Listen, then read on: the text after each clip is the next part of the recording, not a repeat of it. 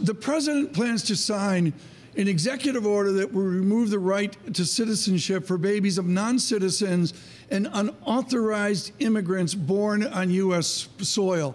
This was broken about 30 minutes ago and is in a conversation with Axios on HBO.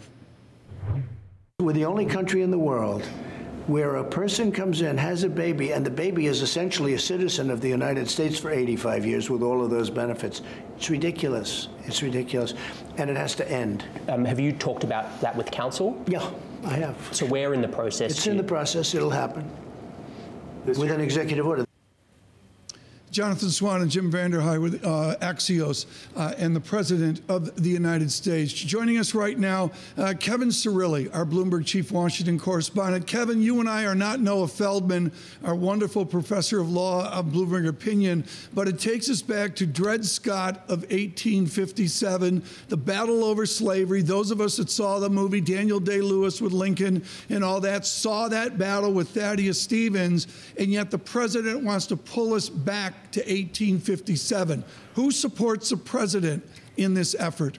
Well, the president is making the calculation that there's a portion of his base that would support that. Look, 2 points I would make. First and foremost, this is rhetoric that we heard from President Trump on the campaign trail during the Republican primary. This was an issue that he tried to drive as a wedge issue between himself as well as the other crowded Republicans, including former Florida Governor Jeb Bush.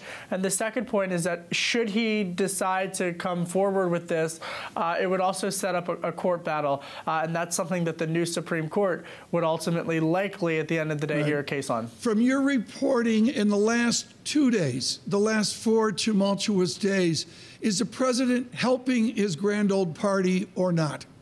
It depends on where he is. You know, I think that's a great question, and I think it's really when you talk to Republicans about where he's going to campaign, because when he is in rural communities, Tom, yes, he's absolutely helping ultra conservatives, and I would look no further than the Kentucky 3rd District yesterday, which we were talking about, yes, in the sense of a very rural town that Andy Barr, the Republican incumbent, 3-time incumbent, has been able to hold on to. He won by 22 percentage points in 2016, Tom, but now he's got Amy McGrath, the fighter pilot, who's given him a run for his money. The president is campaigning there. Retiring Speaker Paul Ryan's going to go there. So, you know, I really think it depends on where he is, because when he goes to the suburbs, well, it's a different race. It's more tight. Democrats are faring a bit better now. So it really depends on what part of the country he's in.